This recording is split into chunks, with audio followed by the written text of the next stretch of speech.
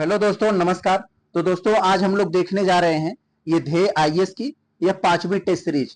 इसके पहले दोस्तों हम लोग ध्येय आईएएस के ही ये 4 टेस्ट सीरीज बहुत ही बेहतरीन सामान्य हिंदी की 4 टेस्ट सीरीज कर लिए थे। मैंने बोला था कि हमारा जब सामान्य हिंदी का हो जाएगा तो हम सामान्य जीएस का करेंगे। तो अभी हमारा ये लगभग 10 टेस्ट सीरीज है सामान्य हिंदी का, ये खत्म हो जाएगा तो उसके बाद हम लोग ये जीएस पर आएंगे। तो आज ये हमारा चौथा हो गया, 5वां पर आज हम लोग ये 5वां टेस्ट सीरीज सामान्य हिंदी का सॉल्व कर रहे हैं। हालांकि हम लोग कुछ लंबे समय के बाद मिल रहे हैं, किन्हीं कारणों से मैं आपके बीच नहीं आ पा रहा था, उसके लिए सॉरी।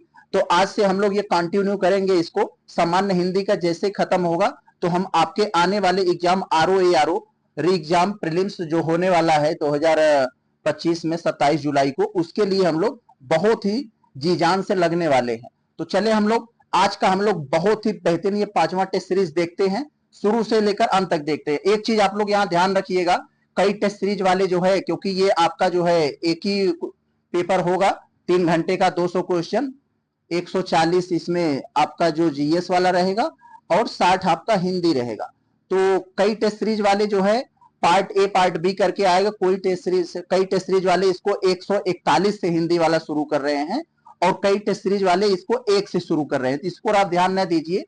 तो बात वही है, पार्ट बी में आपको 1 से भी मिल सकता है, 141 से भी देखने को मिल सकता है। हालांकि आपको 60 क्वेश्चन हिंदी का रहेगा, उससे कोई दिक्कत नहीं। यहाँ देखिए 1 से शुरू किया है, कई टेस्ट सीरीज में आप लोग देखेंगे तो 141 से शुरू किया है।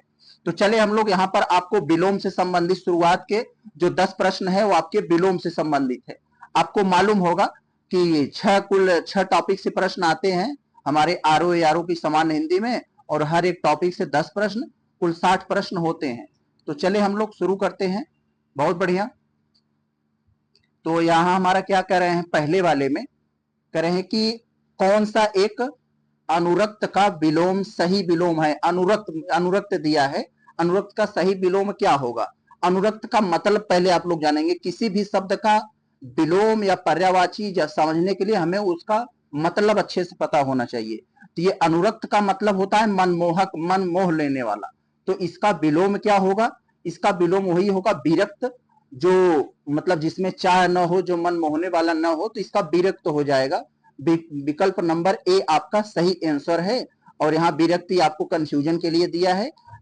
ये जो विराग है ये राग का उल्टा है, यानी राग और विराग आपस में एक दूसरे के उल्टे हैं। तो ये नहीं होगा, विकल्प नंबर ए आपका सही आंसर है। आगे हम लोग दूसरा वाला प्रश्न को देखते हैं। दूसरे वाले प्रश्न में आपको दिया है विलोम युग्मों, यानी शब्द और विलोम का जोड़ा दिया गया है। उस जोड़े में से कौन सा एक जोड़ा त्रुटिपूर्ण है यानी गलत है, उसे आपको बताना है।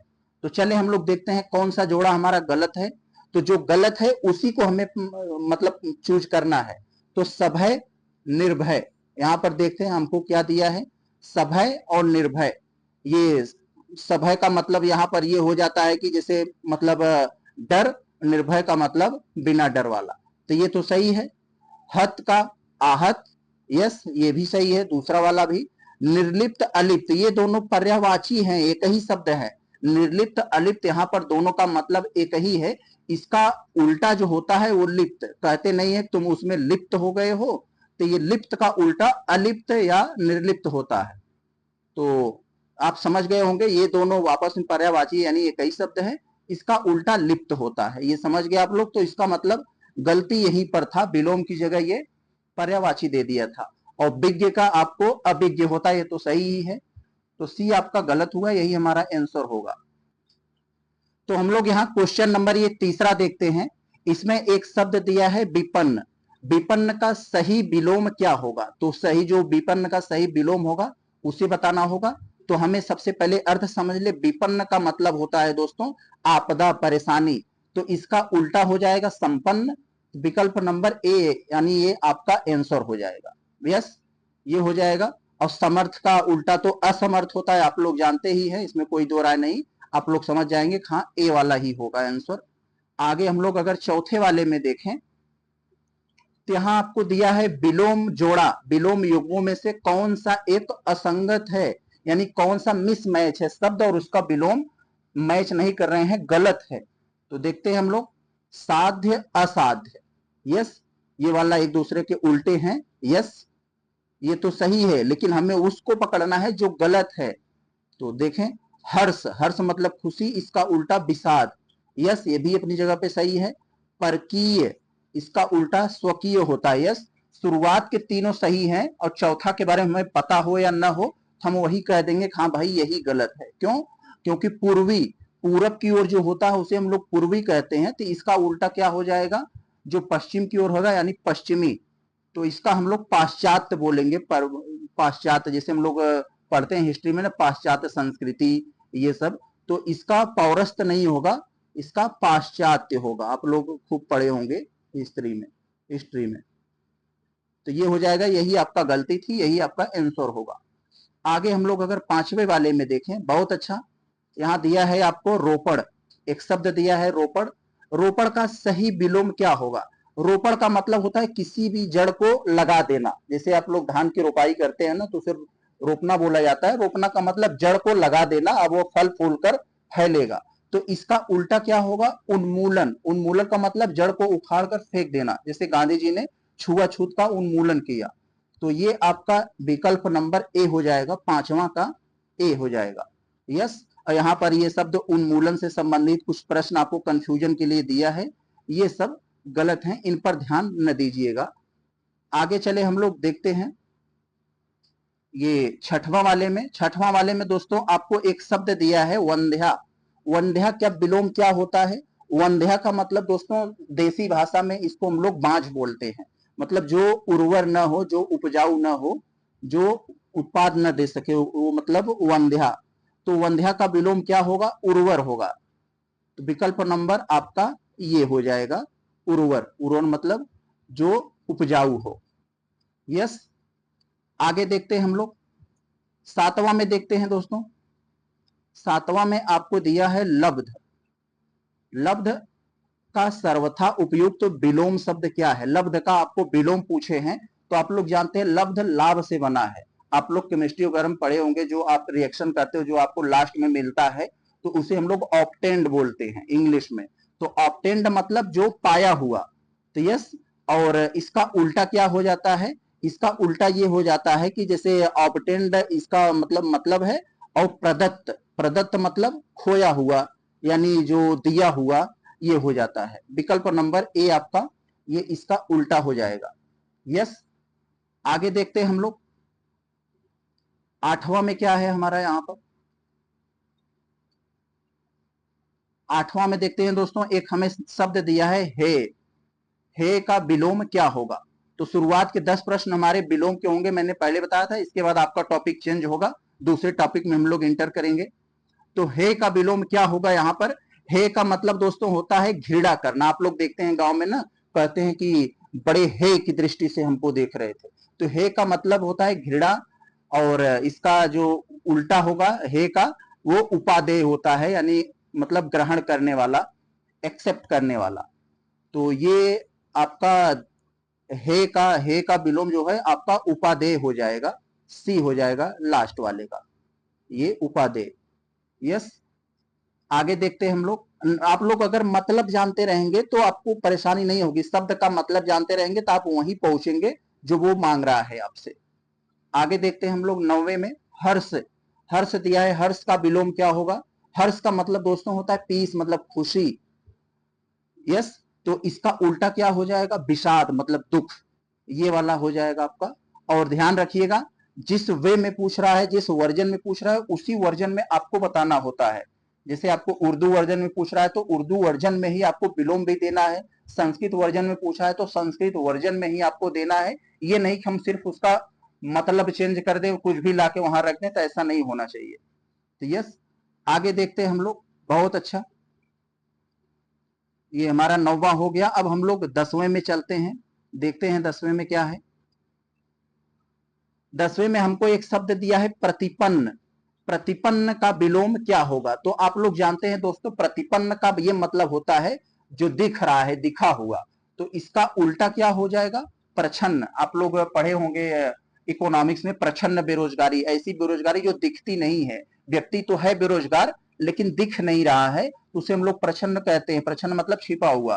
तो इसका प्रछन्न का उल्टा प्रतिपन्न हो जाता है, मतलब दिख रहा है जो। दिखा हुआ जो सामने है यानी प्रत्यक्ष, तो इस तरह का। तो यहाँ प्रत्यक्ष हम नहीं कह सकते क्योंकि जिस वर्जन पूछा है इसका वर्जन यही है। तो प्रतिपन्न का उल्टा प्रछन्न हो जाएगा, ये हो जाएगा आपका यस। और इसका एक प्रतिपन्न का दूसरा रूप जो है यहाँ पर ये प्रछन्न है, और प्रछन्न का ये यहाँ पर ये आप लोग समझ रहे होंगे। तो ये दोनों एक ही वर्जन है और एक दोनों ये वर्जन है। तो प्रत्यक्ष पूछता तो आप लोग परोक्ष बताते, समझ रहे हैं ना। प्रतिपन्न पूछ रहा है तो हम प्रछन्न बताएंगे। आगे देखते हैं। अब देखिए हमारा जो है विलोम खत्म हुआ। 11वें से अब हम लोग इंटर कर गए पर्यायवाची में। तो यहाँ पर हमें द्रौपदी का पर्यायवाची कौन सा नहीं है ये हमें बताना है। तो चले हम लोग द्रौपदी के पर्यायवाची में।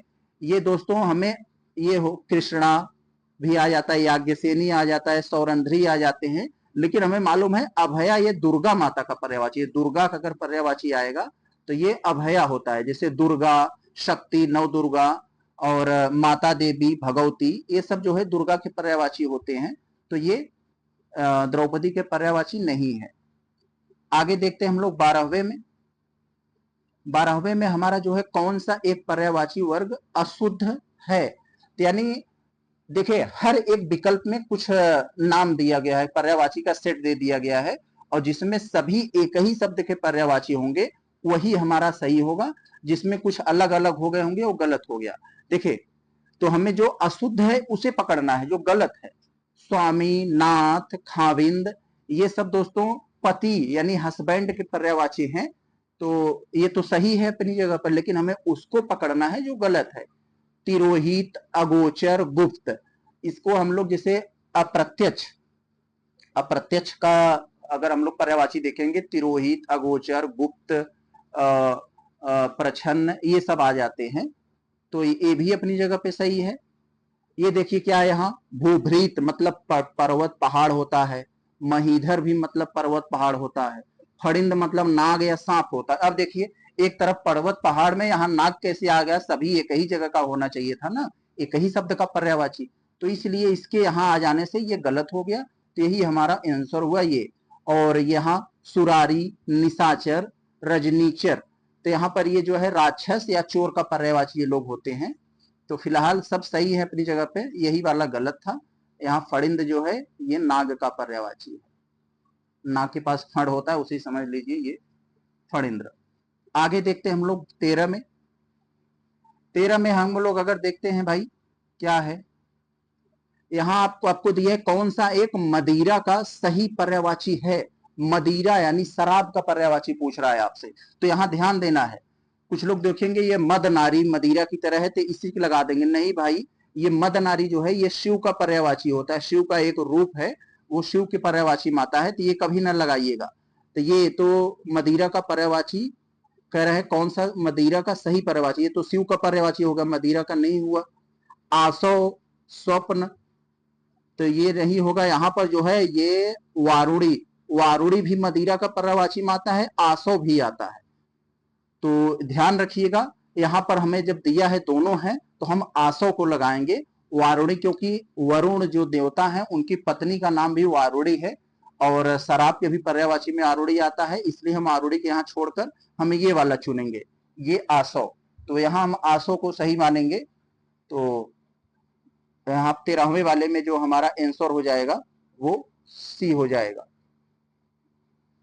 तो आगे चले हम लोग देखें 14वें में हमारे पास क्या है, ये सन्यासी। सन्यासी का कौन सा पर्यायवाची नहीं है। तो सन्यासी हमेशा हाथ में डंडा लिए रहता है, उसे दंडी भी बोलते हैं, बीरत भी बोलते हैं, परिव्राजक भी बोलते हैं, साधु भी बोल देते हैं, तमाम उसके नाम हैं, लेकिन अंत नहीं होता है। अंत मतलब लास्ट, जो अंतिम। तो ये कोई सन्यासी का पर्यायवाची नहीं हुआ। तो यही हमारा गलत हुआ, यही आंसर होगा डी वाला हमारा। आगे हम लोग चलते हैं, एक एक चीजों को हम लोग क्लियर करते चलते हैं। हर एक ऑप्शन को देखेंगे तो उससे आपके पढ़ने समझने की प्रोडक्टिविटी 4 गुना तक बढ़ेगी। तो इससे आपको सिर्फ सवाल की गिनती नहीं करना है आपको।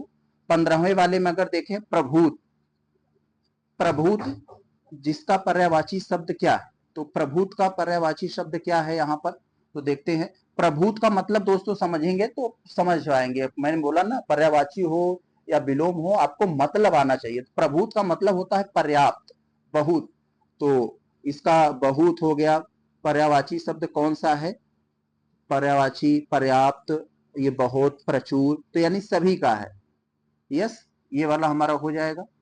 अगर हम लोग चलते हैं ये 16 वाले में, क्वेश्चन नंबर 16 में देखते हैं तो कौन सा एक अशुद्ध पर्यायवाची का जोड़ा है? यस, हमें उस जोड़े को पकड़ना है जो अशुद्ध है यानी गलत है।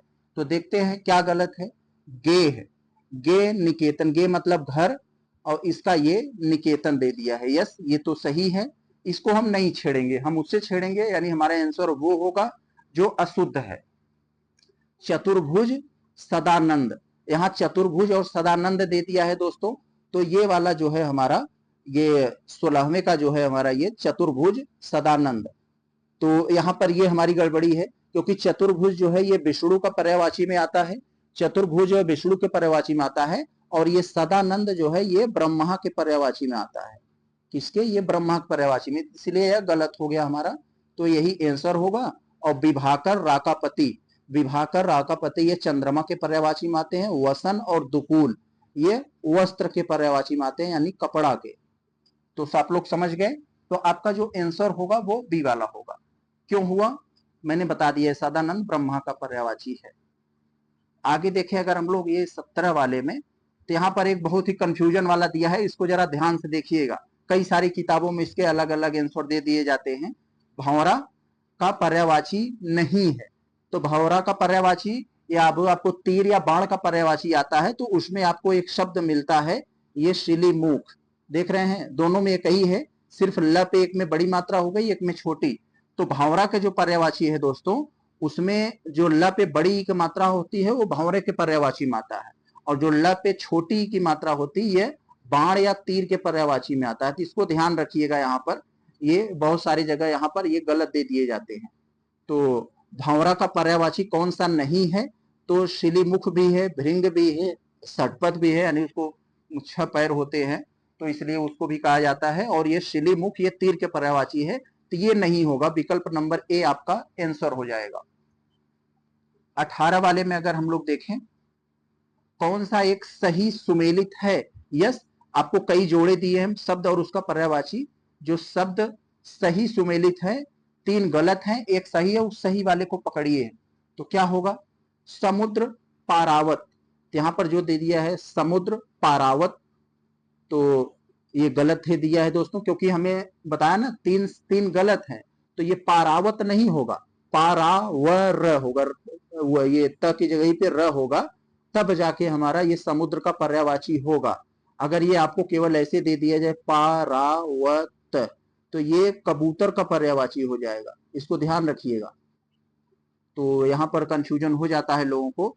बलराम, बलराम संकर्षण, बलराम, और ये यहां पर ये दे दिया है संकर्षण, तो ये भी गलत हो गया। संकर्षण जो है बलराम नहीं, ये विष्णु के पर्यायवाची में आता है, ये विष्णु के पर्यायवाची में आता है। अग्नि अनल दे दिया है, तो अनल मेरे भाई ये अनिल दे दिया, अनिल वायु के पर्यायवाची में आता है, आग के पर्यायवाची में अनल आता है, तो यहां इसलिए यह गड़बड़ हो गया। इसका मतलब जो शुरुआत के तीनों गड़बड़ हैं, तो इसका मतलब लास्ट वाला सही होगा। हमें आता हो या नहीं आता हो, लास्ट वाला लगा के निकल जाएंगे, यही एक स्ट्रेटेजी होती है क्वेश्चन सॉल्व करने की। तो ये मत पता करने की कोशिश कीजिए कि हमें डी वाला नहीं आ रहा है, अब कौन सा लगाएं, तो वही लगाइए, क्योंकि शुरुआत के हम 3 क्लियर हैं। तो विष्णु मधुरी, तो ये वाला जो हमारा ये 18वें का उत्तर हमारा डी हो जाएगा। बहुत अच्छा, हम 19 पे चलते हैं। 19 पे हमारा क्या है यहाँ, ये खदोत, खदोत एक शब्द है, इसका किसका पर्यायवाची है ये दिया है। तो ये किसका पर्यायवाची है दोस्तों? बचपन में हम लोग खूब खेले हैं जुगनू के साथ, जो जगमगाती एक फ्लोरेसेंट कीड़ा होता है एक, तो वो जुगनू, तो जुगनू के पर्यायवाची में ये खदोंता आता है। 19वें का हमारा ये हो जाएगा। और इसके और कई नाम आते हैं, जैसे प्रभा, कीट और पट बीजना, पट इत्यादि, तो ये सब नाम आते हैं यहाँ जुगनू के, तो ए हो जाएगा हमारा ये। 20वें का अगर हम लोग यहाँ देखें, तो एक आपको सिंपल सा प्रश्न है, तोता, तोता का कौन सा पर्यायवाची नहीं है? तो नहीं जहां भी रहे वहां जरूर मार्किंग कीजिए, नहीं तो हम लोगों की आदत होती है ना कि हम लोग उसको यस मान लेते हैं और उसको आता हुआ प्रश्न, सरल से सरल प्रश्न हम लोग गलत कर देते हैं। हमसे भी गलती हो जाती है, आपसे भी हो जाएगी, तो हुई भी होगी। तो तोता का पर्यायवाची क्या होगा? रक्ततुंड। तो उसके गले में जो है रक्त जैसा एक धार बनी होती है, रक्ततुंड भी कहते हैं। ये डाडिम प्रिय भी कहते हैं, सुग्गा, शुक, ये तमाम नाम तोता को होते हैं। लेकिन ये झस जो है ये मछली का पर्यायवाची माता है। आप लोग देखेंगे, अगर मछली का पर्यायवाची पढ़ेंगे तो वहां आपको ये मिलेगा। तो डी आपका आंसर होगा, ये तोता का पर्यायवाची नहीं बल्कि मछली का है। 21 वाले में अगर हम लोग देखते हैं, यहाँ तत्सम शब्दों की दृष्टि से कौन सा विकल्प सही है? तत्सम शब्दों की दृष्टि से हमारा कौन सा यहाँ विकल्प सही है? यानी ऐसे विकल्प को ढूंढिए जिसमें सभी के सभी तत्सम भरे हों, तत्भव नहीं होने चाहिए। तो देखें, अंबा, एरंडी, धूम, तीर्थ। तो यहां पर जो है ये वाला 21 वाले में आपको ये इसी में सब के सब जो है तत्सम दिखाई दे रहे हैं। फिलहाल अभी हम आगे देख लेते हैं, ऐसा कोई और तो नहीं है, हो सकता है हम कंफ्यूजन में हो, कोई गलती ना हो जाए। तोंद, यस, पहले ही तद्भव दिख गया, तोंद का तुंद्र होता है। झरना, यस, ये तो नहीं होगा। यहां देखिए, खीर देखते ही पहले समझ जाइए इसमें तो तद्भव घुस गया, तत्सम कहां होगा? ख यानी तद्भव हो जाता है। यहाँ कपोत, यानी सब यहाँ बिगड़ गया सारा सीक्वेंस, केवल ए वाला हमारा सही है। यस, 21 हो गया हमारा। हम 22 वाले पे चलते हैं अब। तो 22 वाले में हम क्या देखते हैं, कौन सा हमारा सही सुमेलित नहीं है? तो सही सुमेलित नहीं है, तो नहीं पे जरूर गौर करें। तो चले, एक तरफ हमें, मैंने देखा ना कि अब बताना भूल गया, 21 से हमारा तद्भव तत्सम स्टार्ट हो गया। तो तद्भव तत्सम में हम लोग क्या जानते हैं कि वही, इसकी परिभाषा थोड़ा सा मैं आपको बता दूं, जो शब्द सीधे संस्कृत से निकलकर हिंदी में प्रयोग होने लगे वैसे के वैसे, वो तत्सम कहलाए, और जो शब्द संस्कृत से निकलकर मॉडिफाइड होकर वो हिंदी में आए वो तत्भव कहलाए। तो यस, इस सब को आप लोग जानते हैं। तो यहाँ तत्भव दिया है, ये तत्सम। तो कौन सा सही सुमेलित नहीं है उसे आपको बताना है। तो चलें, जौ का यव दिया है, यस, तद्भव जौ, उसका तत्सम यव, यस, ये सही है। यहां पर ये थोड़ा, थोड़ा का स्तोक दे दिया है, यस, ये भी सही है। आगे देखते हैं हम लोग, ये थोड़ा का ये दे दिया है, और यहाँ खंभा का खात दे दिया है। तो दोस्तों यहाँ पर यही गलती है, खंभा का खात नहीं, खंभा का स्तंभ होता है, खंभा का तत्सम स्तंभ होता है, आप लोग जानते हैं संस्कृत वर्जन। और बावना का वामन, तो सब सही है, सी वाले में गड़बड़ी थी। आगे देखते हैं, ये 23 वाले में कौन सा तत्सम शब्द है? तो तत्सम शब्द हमारा यहाँ पर कौन सा है, जरा हम देखते हैं। आयसु, सुगंध, फांसी, ताव। तो इसमें कौन सा तत्सम है, यानी संस्कृत वर्जन वाला है, तो उसे हमें ढूंढना है। तो पहले हम लोग एलिमिनेट कर दे, फांसी तो पहले निकाल दीजिए, ये तद्भव है। इसको ताव जो है पहले ही निकाल दीजिए, ये भी ये तद्भव है। अब हमारा कौन सा यहाँ बचता है, ये आयसु, आयसु को भी निकाल दीजिए।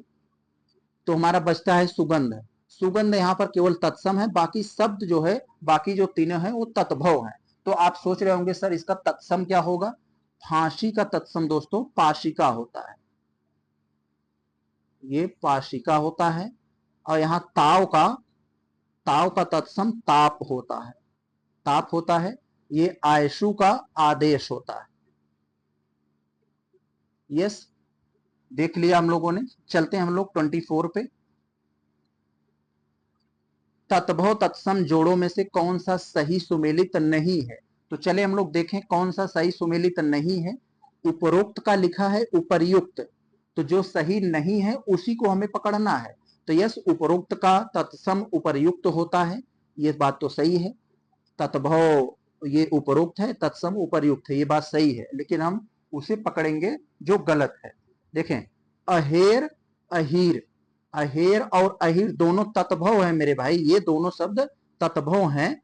इसका तत्सम जो होगा आप लोग देखेंगे, इसका जैसे अहेर का आखेट हो जाएगा, अहीर का अभीर हो जाएगा, अहीर का तत्सम अभीर हो जाएगा। तो ये, और इसका आखेट, तो इसलिए यह गलत हो गया। ये दोनों के दोनों ही जो है, ये दोनों के दोनों तद्भव थे, इसके तत्सम को मैंने लिख दिया है, तो यही गलती है। और यहाँ पराठा का ये परपट, शाली का श्याली। यस, आगे देखते हैं हम। ये 25वें का, तत्सम शब्द नहीं है। तो कौन सा तत्सम नहीं है? 4 शब्द दिए हैं, उन चारों में से कौन सा तत्सम नहीं है उसे बताना है हमें। तो चलिए हम लोग चेक करते हैं। ये सुघट, रीता, लक्ष्य, शिम्बा तत्सम नहीं है, यानी वो तत्भव होना चाहिए। इसको उल्टा वर्जन में सोचिए, जब आपको नहीं दे दिया जाता है तो वहां बहुत सारा कंफ्यूजन होने लगता है, मतलब ये क्या कह रहा है, तो आप उल्टा सोचे, तत्सम नहीं है यानी वो तत्भव है। तो तत्भव यहाँ क्या है? ये रीता हो जाएगा 25 वाले में बी, यही ये तत्भव हो गया, बाकी आपके शब्द तत्सम है। आगे देखते हैं। तो रीता का आप लोग, ये रीता ये तत्सम नहीं है, तत्भव है। तो आप लोग सोच रहे होंगे सर इसका तत्सम क्या होगा? तो रीता का रिक्त होता है, इम्पटी जिसे इंग्लिश में कहते हैं, रिक्त। यस, ये 26 का अगर हम देखें, तत्भव शब्द है। तत्भव शब्द का यहाँ मतलब क्या है? पिंजर, नखहरण, मशान और पारद। तो ये तत्भव क्या है? यहाँ तत्भव मेरे भाई ये मशान है, यही तत्भव है। इसको हम लोग, इसका जो संस्कृत वर्जन है यानी तत्सम, तत्सम हम लोग शमशान बोलते हैं, शमशान। तो मसान आप लोग ज्यादातर जो गाने होते हैं उसमें आपको एक गाना है ना शिव जी का, होली खेले मसाने में, तो हम मसान का मतलब ही शमशान होता है, ये तद्भव वाला है। और शमशान जो ज्यादातर वो प्रयोग किया जाता है किताबों में, वो ये होता है। तो आगे चले हम लोग 27 में देखते हैं हम लोग। एक तत्सम शब्द है, तत्सम कौन सा है? यहाँ 4 आपको शब्द दिए गए हैं, कौन सा तत्सम है? 3 तद्भव है, इसका हमसे कहा नहीं लेकिन हम लोग समझ गए। तो 4 ही शब्द दिए हैं चारों विकल्प में, एक हमारे पास तत्सम है, बाकी शब्द तद्भव होंगे। तो देखते हैं हम लोग। नारियल, तो आप लोग जानते हैं ये नारियल तद्भव है, इसका तत्सम नारिकेल होता है, ये तो नहीं होगा। यहाँ पर दिया है किवाड़, किवाड़ जो है ये भी तत्भव है, इसका तत्सम कपाट होता है, आप लोग जानते हैं कपाट। ये साखी, साखी भी तत्भव है, इसका तत्सम साक्षी होता है, ख को छ बना देंगे तो तत्सम हो जाएगा। तो ये तीनों तो नहीं हुए, ये हमारा सी वाला जो है यही आंसर हुआ हमारा। ये ब्रिक, ये एक तत्सम है, इसका तत्सम, इसका जो है तद्भव भेड़िया होता है, भेड़िया। यस, आगे देखते हैं हम लोग 28 में। ये खांसी शब्द आपको दिया है, खांसी, तो खांसी का तत्सम क्या होगा? यहाँ 4 शब्द दिए गए हैं आपको, कुछ लोग तो यही मार देंगे काशी, या कुछ लोग इसे खांसी मारेंगे। तो आप क्या मारेंगे? आप एक बार वीडियो को पॉज करके सोचिए, इसका कास होता है ये वाला, सी, खांसी का तत्सम कास। यस, हम लोग देखते हैं ये 29 में, सही तद्भव तत्सम का जोड़ा कौन सा है उसे बताइए। तो सही बताना है, क्या बताना है? तत्सम तद्भव तत्सम का जोड़ा कौन सा सही है। तो चले हम लोग, एक गलत है, मतलब 3 गलत होंगे, उन गलत को छोड़ना है, जो सही है उसे ही बताना है हमें 29 में। तो देखें, गिरगिट एक तत्भव है, इधर तत्भव है और इधर तत्सम। तो गिरगिट का ये गलगति, घुंगची का गुंजा, आरसी का आदर्शिका। तो यस, 3 के तीनों हमारे यहां पर सही हैं, तो इसका मतलब डी हो जाएगा।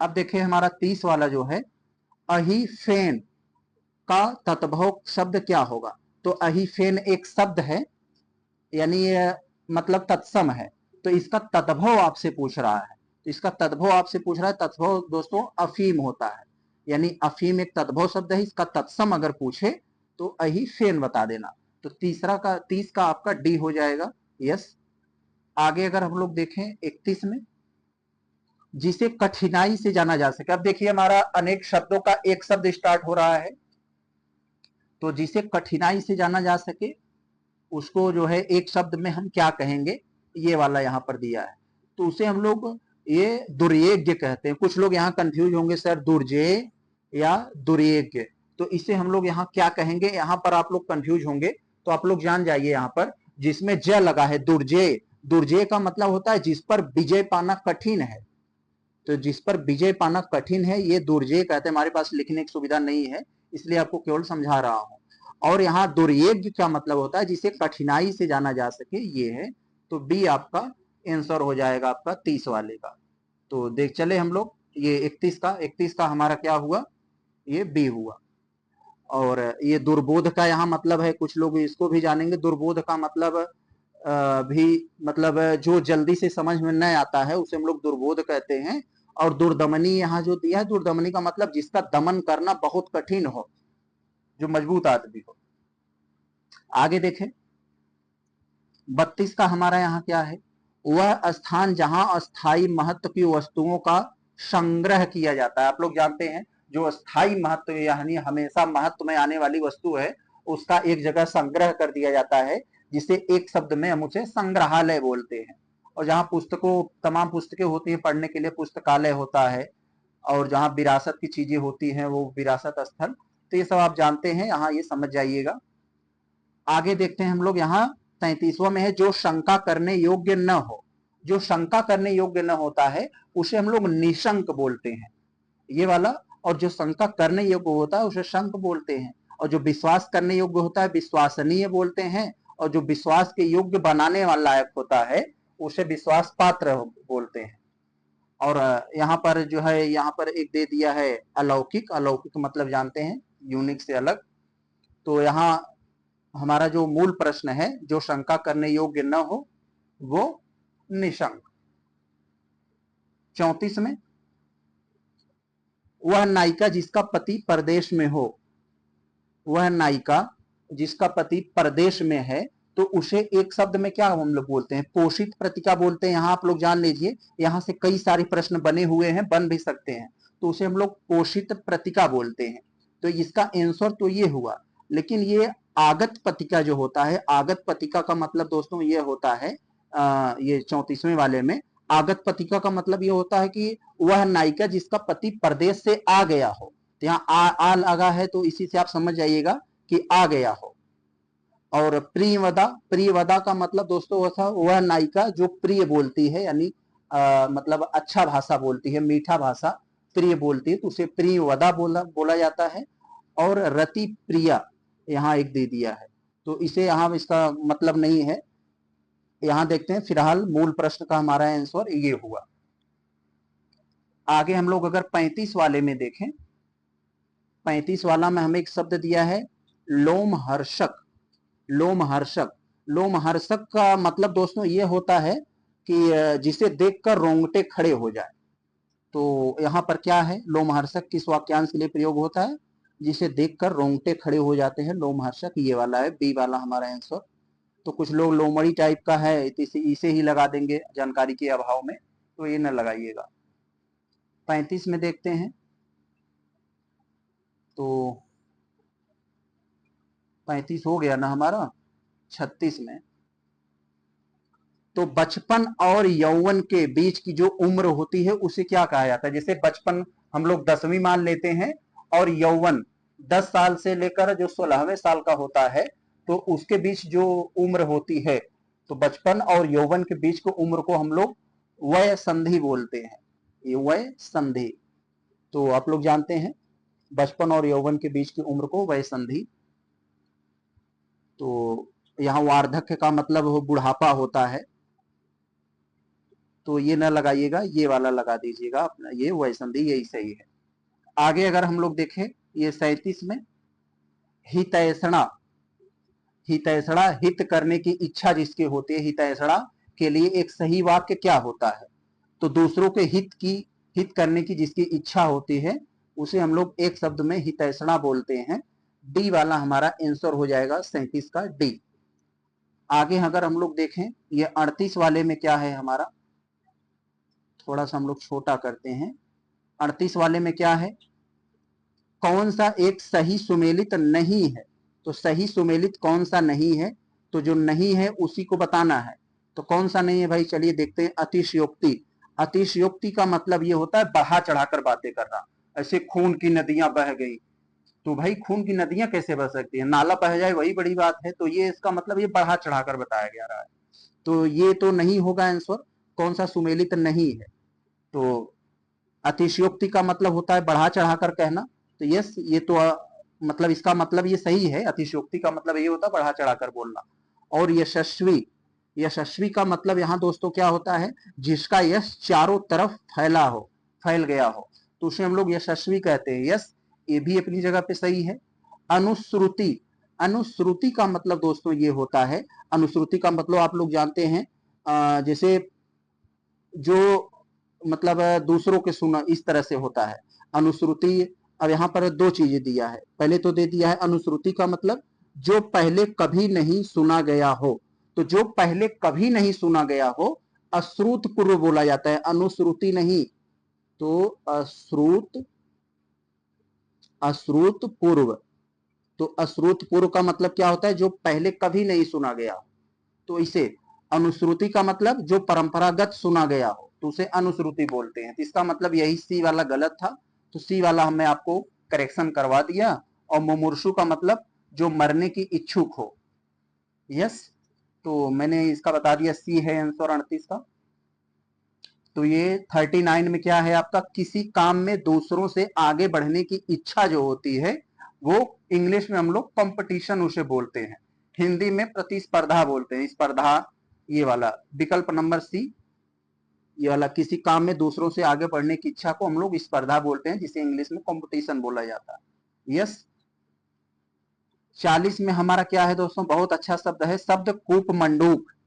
कूप मंडूक शब्द आप लोग खूब सुनते होंगे, ये जहां जानकार लोग और कम जानकार लोग होते हैं वहां ये शब्द बहुत यूज होता है। कूप मंडूक के लिए उचित वाक्यांश क्या होगा, तो कूप मंडूक का मतलब होता है मतलब जिसे बाहरी जगत का ज्ञान न हो, जैसे मेढक को कूप मंडूक बोला जाता है। क्यों, जो कुएं में रहने वाला मेढक होता है उसे कूप मंडूक इसलिए बोला जाता है, भाई तुम इतने दुनिया देख रहे हो, तुम्हें जानकारी नहीं है, तुम इसी कुएं को ही दुनिया समझ रहे हो, तो इसलिए कुएं वाले मेढक को कूप मंडूक बोला जाता है।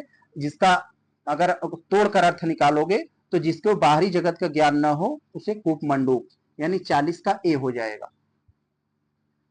41 का क्या होगा, निम्नलिखित में से एक शुद्ध वाक्य क्या है, तो एक शुद्ध वाक्य क्या है हमारा, ब्रिटिश साम्राज्य समाप्त हो गया।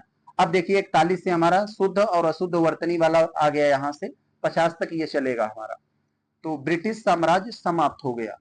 इस वर्ग में मैं आपसे कई बार कह चुका हूं कि जब भी ऐसा शुद्ध या अशुद्ध वर्तनी वाला आए तो आप पहले चारों विकल्प पढ़ लीजिए, क्योंकि बहुत सारा ऐसे सेंटेंस होते हैं हमें लगता है ये है या नहीं है, वास्तव में यह होते या नहीं होते हैं। तो देखें हम लोग, शुद्ध वाक्य क्या है, ब्रिटिश साम्राज्य समाप्त हो गया। इस वर्ग में अधिक अच्छा लड़का कौन है, उस पर भारी संकट आन पड़ा, प्रेम का मूल्य आंका नहीं जा सकता। तो यहां पर क्या होगा दोस्तों, शुद्ध वाक्य क्या है हमारा, ये डी वाला है, प्रेम का मूल्य आंका नहीं जा सकता। तो देख रहे हैं उस पर भारी संकट आन पड़ा, इसमें भी गड़बड़ी है। इस वर्ग में अधिक अच्छा लड़का कौन है, तो ये भी शब्द गलत है यहाँ पर, ब्रिटिश साम्राज्य, साम्राज्य नहीं साम्राज्य होता है, तो ये हो जाएगा। हाँ, तो अधिक यहाँ प्रयोग नहीं होगा, इस वर्ग में सबसे अधिक जो है, अधिक नहीं यहाँ पर होगा, सबसे अच्छा होना चाहिए था। तो यस, और सी वाले में उस पर भारी संकट आ पड़ा, आन नहीं आ होना चाहिए था केवल, तो इसलिए सब गलत हो गए, डी वाला हमारा सही है। 42 अगर हम लोग देखते हैं, शुद्ध वर्तनी वाले में क्या है हमारा, शुद्ध शब्द कौन सा है यहाँ, तो देखते हैं, हितेच्छु, सन्मुख, शिरोपीड़ा और ब्रिज भाषा। तो शुद्ध क्या है मेरे भाई, शुद्ध ब्रज भाषा होता है, ब्रिज भाषा थोड़ी ना होता है, तो ये ब्रज होना चाहिए था, इसलिए यह गलत हो गया। और सन्मुख नहीं, सम्मुख होता है दोस्तों, सम्मुख, ये वाला ऐसे, सम्मुख मतलब जिसकी तरफ मुंह हो, तो ये वाला होता है, इसलिए ये भी गलत हो गया। और हितेच्छु, हितेच्छु क्या होता है यहाँ दोस्तों, हितेच्छु वाले में भी यहाँ पर कुछ गड़बड़ी किया है। तो 42 में जो आपका जो आंसर होगा ये तो सही है, हितेच्छु ये सही है। यहाँ शिरोपीड़ा एक शब्द है, शिरोपीड़ा का मतलब दोस्तों, ये इसका सही मतलब शिरह पीड़ा होता है ऐसे, इसका शुद्ध में शिरह पीड़ा, शिरह पीड़ा का मतलब ये होता है सिर दर्द, तो इसका मतलब ये होता है, यानी ये भी गड़बड़ था। हितेच्छु यही सही है, यही आपका आंसर होगा। 43 में आपका है एक शुद्ध वर्तनी वाला शब्द कौन सा है? शुद्ध वर्तनी वाला शब्द कौन सा है? यहां देखें, अजमाइश लिख दिया है। ध्यान दीजिएगा, एक एक मात्रा पर ध्यान देंगे तभी पकड़ पाएंगे। यहां अजमाइश लिख दिया है, तो अजमाइश नहीं आजमाइश होता है, यहां आ होना चाहिए था, इसलिए यह गड़बड़ हो गया, तो अभी हमें शुद्ध नहीं मिला।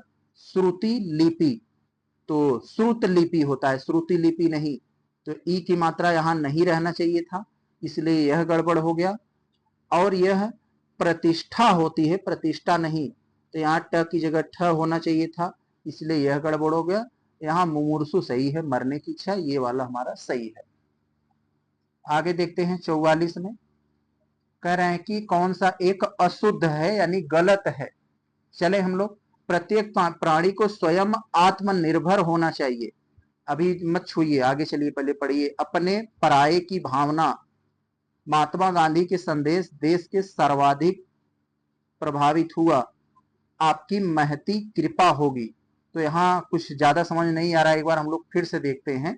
प्रत्येक प्राणी को स्वयं आत्मनिर्भर होना चाहिए, तो यहाँ पर दोस्तों जब आत्मनिर्भर लग गया तो स्वयं लगाने की जरूरत नहीं होती, क्योंकि स्वयं और आत्मनिर्भर लगभग दोनों एक ही हैं। तो यस, यही होना चाहिए, क्योंकि यही सीधी सीधी गलती दिखाई दे रही है, तो यही गलत है, बाकी सब सही होंगे अपनी जगह पे। हम एलिमिनेशन से लगा दिए। आगे देखते हैं 45 में कह रहे हैं कौन सा एक अशुद्ध वाक्य है, मतलब वो गलत है, तो उस पर भारी संकट आ पड़ा, उस पर भारी संकट आ पड़ा, वह आटा गूंथ रही है। तो यहाँ गूंथ हम लोग बोल देते हैं, यही गलती है, पकड़ में आ गया, यह काम अच्छा बन पड़ा। प्याज कड़वा होता है, तो देखने में ये सब हमें लग रहा है कि गलत होंगे, लेकिन जो सीधा सीधा गलती है दोस्तों यहाँ शब्द की, यहाँ गूंध हम लोग बोल देते हैं आटा गूंथना, था बोल देते हैं, लेकिन वास्तव में ये गूंथना नहीं होता है, वो गूंध होता है। ऐसे ध से धनुष होता है, थ से थन नहीं होता है उसमें, तो शुद्ध में यही है, यानी यही आपका अशुद्ध हुआ। आगे अगर हम लोग ये 46 में देखते हैं, तो कौन सा एक अशुद्ध है, तो अशुद्ध कौन सा है? पपीता एवं कलम संज्ञा है। तुम मेरी तरफ इस तरह से क्या देख रहे हो, तो इसमें तो सही लग रहा है, कोई गड़बड़ी नहीं है। मैंने रामायण पढ़ी है, ये भी सही लग रही है। पति पत्नी आए हैं, ये भी सही है, तो गड़बड़ी यहां पर है। पपीता एवं कलम संज्ञा नहीं है, शब्द संज्ञा, यानी पपीता और कलम ये दोनों शब्द संज्ञा है, तो यहां शब्द होना चाहिए था। आगे देखते हैं हम लोग ये 47 में, किसमें कौन किस एक शब्द की वर्तनी शुद्ध है, तो 3 की गड़बड़ है, 1 की शुद्ध है, उसी का वाले को आपको बताना है। मनीषी गढ़, मनीषी गढ़ यहाँ पर लिख दिया है दोस्तों, तो यहाँ श पे जो बड़ी लिख दिया है, ये छोटी ही होना चाहिए था, मनीषी गढ़, इसलिए यह गड़बड़ हो गया। वय क्रम, वय क्रम का शुद्ध रूप दोस्तों यहाँ हलंत ये वाला होना चाहिए था, ये ऐसे लिखा जाता है, ये वय क्रम, इस तरह से। विभीषिका याज्ञवल्क, तो आपका यहाँ पर जो है विभीषिका, और इसमें भी गड़बड़ी हो गई, क्योंकि ये श पर जो है, यहाँ पर ये भी पर जो ये हो गया, इधर से होना चाहिए था, तो यहाँ पर आपका ये सही डी वाला है केवल, तो यहाँ पर केवल डी हमारा याज्ञवल्क सही हुआ। याज्ञवल्क एक तरह का नाम है, आप लोग पढ़े होंगे हिस्ट्री में, तो 47 का हमारा आंसर डी हुआ। तो विभीषिका में इसलिए गड़बड़ी हुआ कि भ पे जो है बड़ी ई की मात्रा रहेगी, छोटी ई की नहीं। आगे देखते हैं 48 में हमारा यहाँ क्या है, कौन सा एक शुद्ध है, शुद्ध कौन सा है हमारा यहाँ, देखें, तिलांजलि, तिलाजलि, तिलांजलि और तिलांजलि, तो इस तरह का कई सारे नाम है, तो कह रहा है कौन सा शुद्ध है। तो हम लोग जानते हैं, हम लोग यहाँ अगर किसी की मृत्यु होती है, तो उसे जो 8-9 दिन पानी दिया जाता है, उस पानी में तिल डालकर दिया जाता है, तो उसे एक शब्द में बोला जाता है तिलांजलि दिए। हम लोग गांव में तो बोल लेते हैं हम लोगों को पानी दिए, लेकिन एक सही वे में उसको तिलांजलि बोला जाता है, तो इस तरह का ये होता है। तो 48वें का जो हमारा आंसर हुआ है यही सही होगा, तिल का अंजलि दिया। यस, ये वाला। अब हम 49 पे चलते हैं। तो 49 वाले में कह रहा है कौन सा एक हमारा शुद्ध है। तो शुद्ध कौन सा है भाई? शस्य, श्यामला, श्रृंगार, मुमूर्षु, छत्र छाया। तो कौन सा हमारा अशुद्ध है? तो देखें, छत्र छाया यही गड़बड़ी है, श्रृंगार ये सब सही है, अपनी जगह पे सब सही है। तो छत्र छाया गड़बड़ी है। छत्र छाया में दोस्तों लिखा तो है छत्र छाया, लेकिन दोस्तों ये इसमें छ पैर आधा च होना चाहिए था। ऐसे मैं आपको यहाँ अलग से लिख के दिखाऊं, छत्र छाया। छत्र छाया मतलब किसी के अंडर में, किसी की छांव में रहना, तो ये होता है। आगे चले हम लोग। 50 में क्या है? निम्नलिखित में से कौन सा शुद्ध है? तो एक हमारा 3 अशुद्ध हैं, एक ही शुद्ध है, उसी शुद्ध वाले को पकड़ना है हमें। तो देखें हम लोग, वह घोड़े पर सवार था, सही लग रहा है। केवल 4 रुपए दीजिए, ये भी सही लग रहा है। उसने अनेक ग्रंथ लिखे, ये भी सही लग रहा है, यानी डी होगा। सबके सब सही है, हमारे डी हो जाएगा। 51 में देखते हैं, अब हमारा बदल गया, विशेष विशेषण आ गया। विशेष विशेषण आप लोग जानते हैं, विशेषता बताने वाले शब्द, किसी की विशेषता बताने वाले शब्द जो है वो जो है विशेषण होते हैं, और जिसकी बताई जाती है वो विशेष होता है। तो लोभ, लोभ लालच, लोभ का सही विशेषण क्या होगा? तो लोभ का सही विशेषण क्या होगा? यहां पर लुब्ध भी होता है, लोभी भी होता है। तो ए और बी दोनों हो जाएंगे। यस, डी हो जाएगा हमारा। 52 में कौन सा एक विशेष शब्द है? तो विशेष यानी जिसकी विशेषता बताई जा रही हो। तो अनुरक्त, औचित्य, मुखर, पेय। तो कौन सा यहां पर हमारा है? यहां मतलब एक विशेष शब्द है, यानी जिसकी ये विशेषण नहीं होनी चाहिए, विशेष की पूछ रहा है आपसे। तो औचित्य, यस, यही वाले जो है विशेष है, और बाकी शब्द विशेषण है। आगे देखते हैं हम लोग 53 में, विशेष विशेषण जोड़ों में से कौन सा एक त्रुटिपूर्ण है, कौन सा एक गलत है? विशेष विशेषण का जोड़ा, पहले विशेष से लिखा है यानी इधर का विशेष हो गया, फिर इधर विशेषण लिखा है यानी ये वाले जो है इधर विशेषण हो गया। तो कौन सा हमारा त्रुटिपूर्ण है, गलत है, उसे बताना है। सभा का, सभा विशेष है, इसका विशेषण सभ्य। मूल का विशेषण मौलिक। चर्चा चक्रित दे दिया है, यही गलत है हमारा। तो चर्चा का चक्रित नहीं, चर्चित होगा। आप लोग जानते हैं ये वाला चर्चित, इसलिए यह गड़बड़ हुआ, ग्रास का ग्रस्त। 54 का परिणामवाचक क्रिया की विशेषण क्या है? तो परिणामवाचक क्रिया आप लोग जानते हैं, मतलब जो विशेषण होता है कई टाइप के होते हैं, जिसमें एक मात्रा या नाप तौल इस तरह की बात आती है। तो परिणामवाचक विशेषण संख्या का आती है, संख्यावाचक हो जाता है। क्रम आती है, बात आती है, क्रमवाचक हो जाता है। ऐसे बहुत से होते हैं, आप लोग को मैं बताया हूं। तो परिणामवाचक क्रिया का विशेषण क्या है इसमें? वो किसका उदाहरण, मतलब कौन सा ऐसा है जो परिणामवाचक क्रिया का विशेषण है? तो वही मैंने बताया, जहां मात्रा की बात आती हो, नाप तौल की बात आती हो, यहाँ जैसे राम बहुत थक गया, तो ये थकना एक तरह का ये है, इसे मतलब बहुत ये मात्रा की बात है। तो बी वाला हमारा ये आंसर हुआ। ये अब हम चलते हैं यहाँ 55 में, किस एक वाक्य में विशेषण का प्रयोग नहीं हुआ है? तो आप पढ़िए हर एक सेंटेंस को, जिसमें विशेषण का प्रयोग नहीं हुआ है आप उसे चूज करिए। वह कृष्णकाय व्यक्ति दौड़ने लगा। कृष्णकाय का मतलब क्या होता है? कमजोर या बीमार। तो वह कृष्णकाय व्यक्ति दौड़ने लगा, ये तो इसमें विशेषण है, प्रयोग हुआ है। कृष्णकाय एक तरह का विशेषण है। कमल के फूल मुझे पसंद हैं। यस, आगे देखते हैं, वह बहुत ही दुर्बल है, तो यहां दुर्बल हो गया विशेषण। सतीश बालक है, तो यस। तो कमल के फूल, तो यहाँ ये फूल हो गए विशेषण, यहाँ दुर्बल हो गए, यहाँ कृष्णकाय हो गए, सतीश बालक है, तो इसमें कोई विशेषण का प्रयोग नहीं हुआ है। तो 55 में आपका आंसर डी हो जाएगा।